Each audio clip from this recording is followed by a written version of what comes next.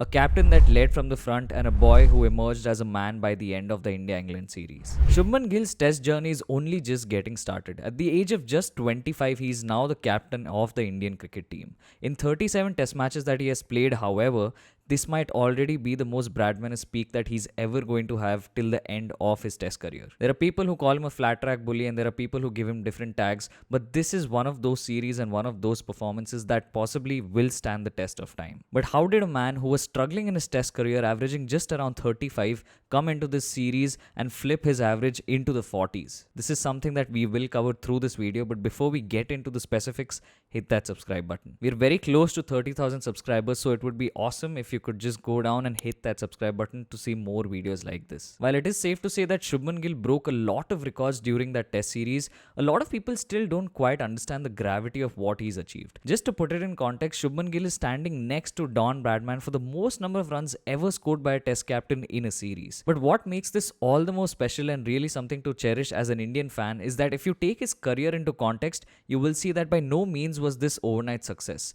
This was an effort that was a lot of years in the making. In fact, he's made so many technical changes over the course of his test career that it is something that we have to talk about and dissect, especially moving right from his debut to the mid 2020s all the way up till this England series. But the first thing that we need to do is understand what his initial technique was like, what were the flaws of that technique, and what was his most common mode of dismissals where a lot of people around the world were exploiting him. It was a series that India eventually won, and it was due to a lot of efforts from different players. Gill too played his part in all of this. The earliest memories of Shubman Gill are that of him cutting, slashing and pulling the best fast bowlers in the world. In that series, he scored 259 crucial runs in 6 innings at an average of 51.8. You thought as an Indian fan that this was the start of something really special. Something that's important to note here is that these Australian pitches were still decent pitches to bat on, and he was someone who would open the innings at that point in time. This is crucial because you need to understand that even in this Border Gavaskar trophy, Shubman Gill still had some raging flaws. In fact, his flaws were so evident that this was something that was spoken about on comms in his very first 2 to 3 deliveries of Test cricket. And this is where we'll get into his technique, his batting technique, especially in that first series. And something that you'll see right off the bat, and something that is still a common trend for him, is that he takes his guard on or around leg stump, or maybe even just outside leg stump. From there, Shubman Gill has a movement wherein he takes a trigger and he goes back and across towards the middle or middle and off stump. Now, even before we go ahead, something that you'll have to notice is his backlift. His backlift is somewhat pointing almost towards first, second slip, and his bat is at a certain angle. This is important because this is something that he does work on as the years progress. As he shapes up to play his shot, the first thing that you'll notice is that his hands are very far away from his body. So he's almost going to about 6th or 7th stump, and this is something that is going to cause the huge bat and pad gap, which is a weakness. So what happens is he shapes up to play the ball, and in this case it's fine because the ball is kind of outside off stump, and you'll see that in this case it's okay because the ball is around the 6th and 7th stump, so he's still able to play the ball well.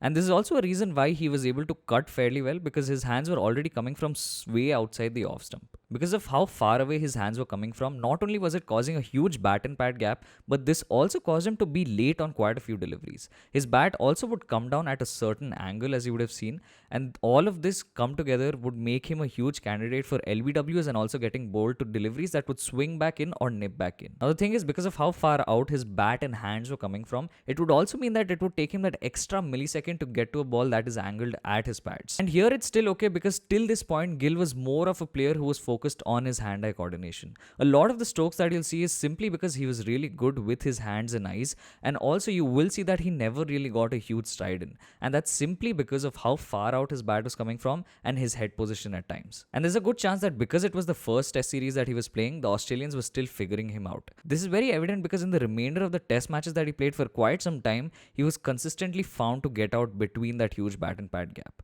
Not only that, he was struggling to score runs, and in fact it took him 23 innings to get to his first test 100. And with Gill, it was a great frustration because a lot of the times he would get a start, he would get that 10, 15, 20, and he would look extremely solid. And this is also something that you would expect simply because of how good his hand-eye coordination was.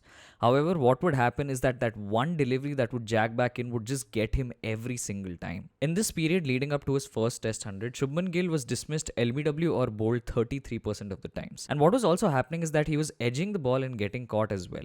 This was happening happening because of how far out he was getting his hands from, and so he would often be poking at a lot of deliveries. If a delivery coming in from a right hand over the wicket would just hold its line, there were times when he was very tentative and would edge and get caught in the slips. And this is where we go to England in 2022. It was a continuation of the series from 2021, and it was the fifth test taking place in Birmingham. Now this is extremely important because it comes back beautifully in 2025. But here too you can see that Gill has made some technical changes. Now the first thing that you'll see is that his stance is still very similar. He still takes his guard from just outside the leg stump or on leg stump, and he still makes the same initial back and across movement. However, something that you will notice right away is how much closer his bat is to his body.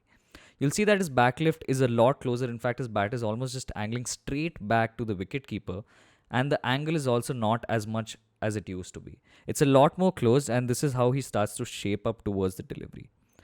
Now, when he shapes up even to just play the shot, the thing that you'll notice is that his bat and his hands are a little more closer to his body. Unlike the first BGT where the hands were coming from almost 7th stump, the hands are now coming from somewhere around 4th, 5th stump. And this is a big improvement because it means that he has a lot more time to play the ball. The bat-pad gap has reduced. However, he's still bringing the bat from a decent way away, which means that there is still a chance to exploit that small gap that he might have. Now, one thing that you'll see as an improvement is that his head is a lot better. His head position is better.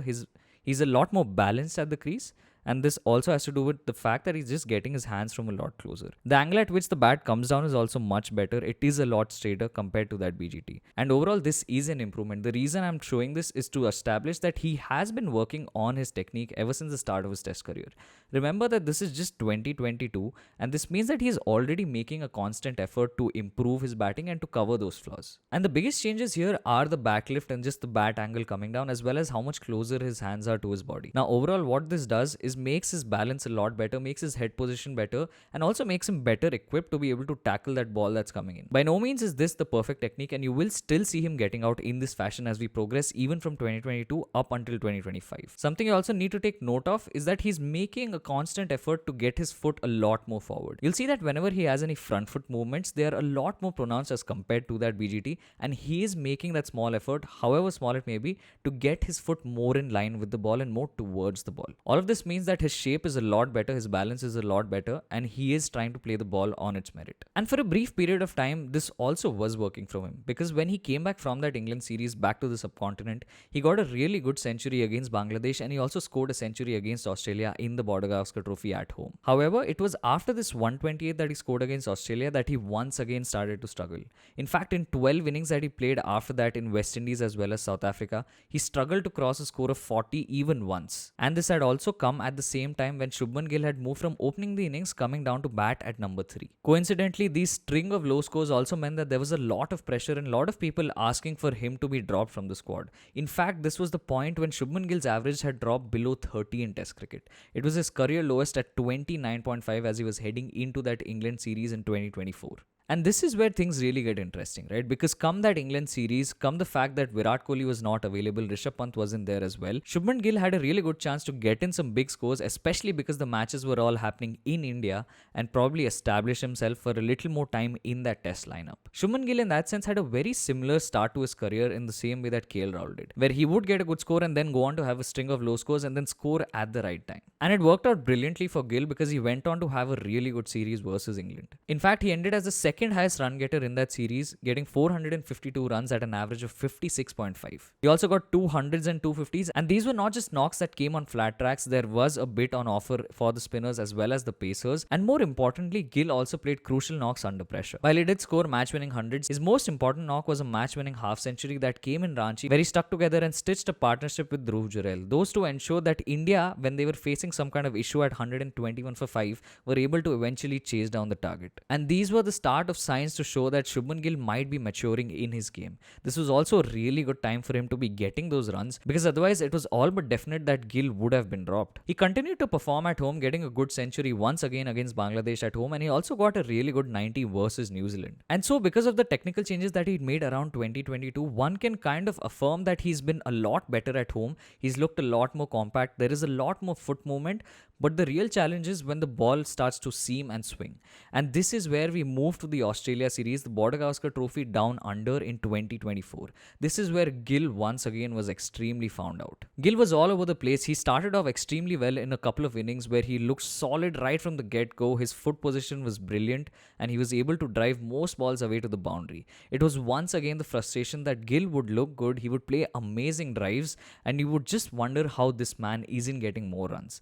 However, what persisted was that Gill still kept getting out in the same fashion. He would get out to Stark's in swingers, or he would get out to the balls that would jack back in, and he would also nick some to the slips. He was all over the place, and eventually he ended that series with less than 100 runs. In fact, across the 5 innings, he averaged just about 18, and it just went on to cap an absolutely dismal tour for him. And by this time, it had come to a point where a lot of people were deliberating if Shubman Gill would ever score a Sena 50 again. He had gone a long time without scoring runs in Sena, and in fact, after his first Border Gavaskar Trophy on his debut series, he really struggled to get any kind of substantial scores. And this is where we come to England 2025, a series where he's definitely made a lot of adjustments, and we'll get right into it. Now, once again, there's nothing special about the way he's shaping up for the delivery itself. You'll see that he still has that back and across movement as he shapes up to play the delivery. Even his backlift is very similar to how it was in England 2022, but there seems to be an effort to flex the bat a bit more. And by that, what I mean that he's moving the bat a lot more, almost kind of getting ready to play the delivery itself. Now, this could be for a couple of reasons, right? Maybe he just wants to get a feel of the bat, and maybe he just wants to switch on his body to be able to face the delivery. It also helps because Shubman Gill is someone who naturally is a free-flowing stroke-playing player, and maybe through this, what he wants to do is just be a lot more decisive in his shot making and just be extremely active on the crease. There's also definite attempt to just keep his hands a lot closer to his body, and this is something that you'll also see in a lot of the highlights in this England series, where his hands are just so much closer to his body. And you'll see that as he shapes up to play the delivery, his hands are coming from just outside the off stump, maximum that's fourth stump, and that is a significant improvement even on 2022.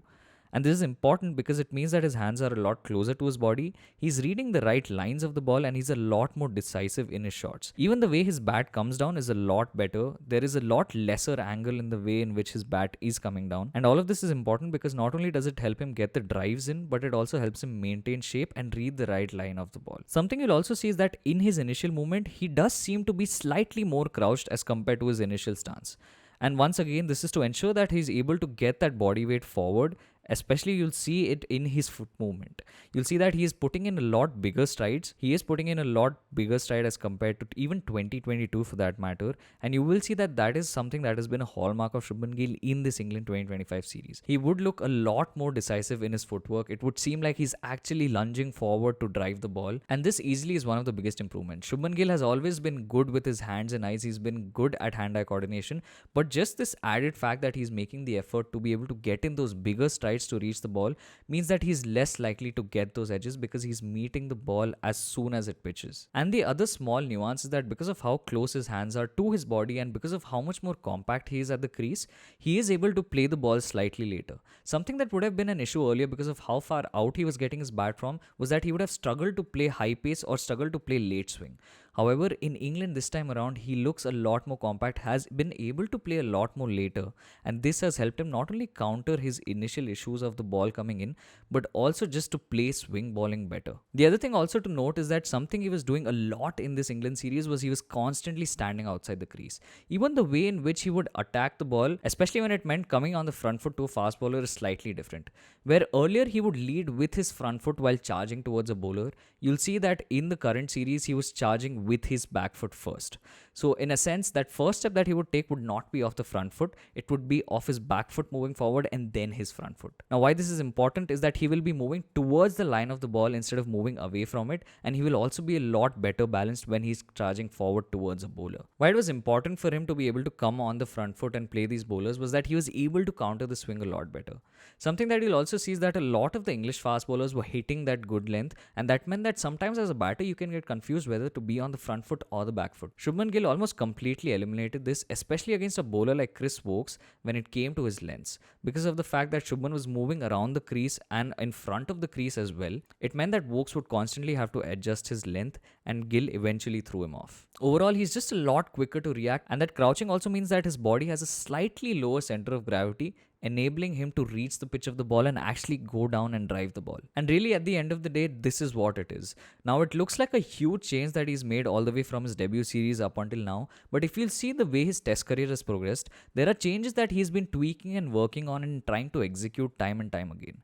Of course, it is only now that it has really come good. Of course, the England flat tracks have also helped, no doubt about it, but the simple fact of the matter is that Shubman Gill was the only player in the series to score 700 plus runs, which by no means is a small feat. Especially from an Indian perspective, it is extremely heartening to see that Shubman Gill was able to make these adjustments and compound them essentially over time to be able to get to where he is right now. It's important because this is a man who's shown a lot of potential, is still just 25 years of age, and has so much test cricket ahead of him. For a man who was averaging around 35 at the start of the series, and for his test average to now go into the 40s, means that not only is it a boost for him, but also ensures that there is security around a captain and his abilities to lead the team. What will be important from here is for Gill to be able to continue to score these runs. It will also be important to see what kind of technique he employs going forward. Now, while he hasn't particularly struggled at home to score runs, that is something that was evident in 2023 as well as the England 2024 series. Something that he will have to watch out for is how he can become a lot more consistent. If through this technique he is able to eliminate the dismissals that he had earlier, it would be extremely good for India. How he shapes up and the kind of performances that he puts from here is something that only time will tell. What's important is that he is constantly working on improving that technique, and this is extremely heartening to see from an Indian perspective. This has been our video on Shubman Gill and the technical changes that he's made over the years that have eventually compounded and got him to where he is at the moment. Thank you so much for watching. Leave your comments down below on any other observations that we might have missed. Like this video, share it with your friends. Also hype this up so that we can push this out to a lot more people. We've also started memberships now, so if this is the kind of content that you do enjoy and you want to see more of this and geek out, definitely subscribe to our membership. Thank you so much for watching. Peace.